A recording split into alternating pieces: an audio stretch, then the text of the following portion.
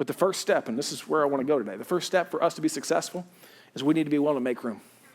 That's what they did. They made room.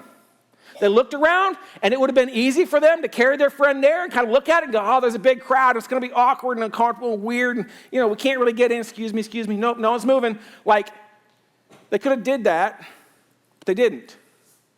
They actually had to make room. They went up to the roof. And what we're going to see in a minute here is they start to dig into the roof. Side note, please don't cut a hole in my roof. We have leaking problems as it is, okay? Leave it alone. But they made room. And so when we talked about us being full, we realized that we had 5 options, five decisions we can make, and I want to walk through them with you because we walked through as a staff. Number 1 was we could do nothing. Side note, that is never an option with me, okay? We will fail swinging for the fences. We will fail before we stop doing anything. Number 2 is this, though. We could build our online platform. We talked about that. It's like, hey, is this where we go on deep on the line, and we're great for those who watch, and we're going to invest some more resources and people into that. In fact, if you want to help us, we would love to, but that doesn't help us make room here. That's going to help us reach more people, and we want to do that, and we're grateful. Man, so glad you're here. Listen, that doesn't fix the problem here, which led to the third one, which is we'd go multi-site. And I talked about that several weeks ago. And for whatever reason, I feel like God was very, very clear and was like, Nick, not now. It wasn't a no, it was a not now. It'd be easy to confuse those two. And one day, that may be an option, but right now, that is not going to help us. And in fact, here's the deal. That doesn't fix our current problem either. Which led to the 4th one. And this one was, we talked about this one, expanded campus. Do a building campaign, okay? Get out our pocketbooks, build a whole bunch, build a 600-person auditorium, whole deal. We'll double it up, give a 2,000-person campus, everything like make room. Let's do that. The problem is this. Even if somebody were to offer the church a $5 million check today, it'd be 2 years before we can get in it, right? You got to go to an architect. You got to get city approval. There's a whole process. You got to get concrete. We've done that. And again, that's not going to help right now, which led to the last option, which is where we're at. And I'm excited to talk about this, which is we're going to add a 4th service on Saturday night this fall. And I got to tell you, this was not something we came up with easily, but I'm telling you, the more I sat with it, the more excited I got about it. And here is why. Our 3rd core value, because we've been unpacking our core values, because what got us here is what's going to get us there. Our 3rd core value is this right here, that we will be unlike anyone else to reach everyone else. As I thought about, like, what does it look like? We had 3 options. We could have added a service Sunday morning, made them closer, but and this is really my heart, I don't want to compete with other churches. I want to complete other churches. There's enough churches on Sunday mornings, and so that really wasn't an option for us. We could have added a Sunday night service. A lot of churches do that. I don't want to compete with churches. I want to complete churches.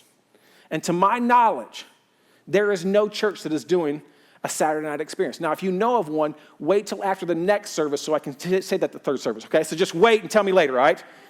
I just got to have integrity, all right? But to my knowledge, no one's doing that. And the more I thought about it, the more I thought, man, listen, here's the deal. There is a whole demographic of people in our city who do not get to go to church. And instead of going after more of the same, we have an opportunity to reach them and sit back to people that are 7 to 7, okay? They work 12-hour shifts, and they have to make the decision Sunday morning of just, do I try to sleep through the service to be with my family, or do I skip church, or whatever that is? Maybe they can't go here at all. They work on Sundays. I have no clue. What I know is this. We have a whole bunch of people in our city back behind there in Glasgow and the surrounding area that we get to go reach a different people.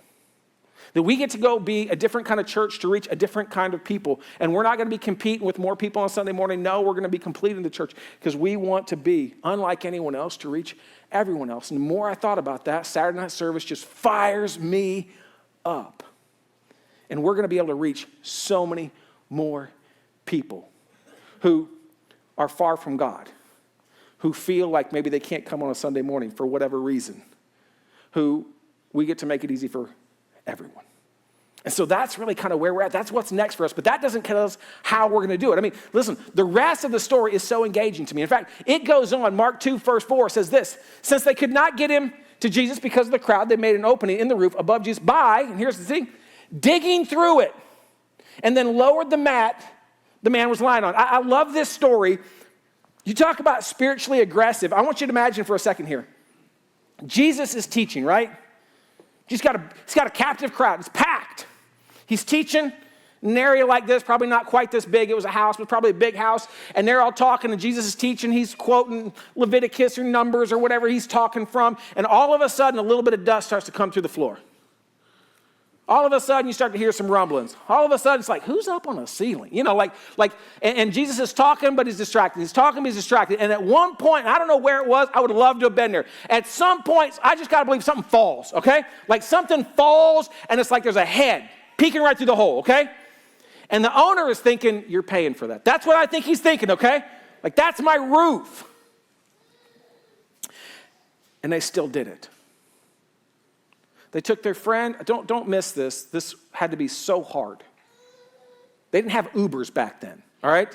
They didn't pick up their friend, but like, yeah, we'll call you an Uber and get you. Like, no. They picked up their friend. They carried him there. They saw the crowds. They carried him up. I don't know how they got on the second floor, but they got this person on a second, third floor. And then they're like, what are we going to do now? And they're like, get the pickaxe. Let's go. Get the shovels. Let's go.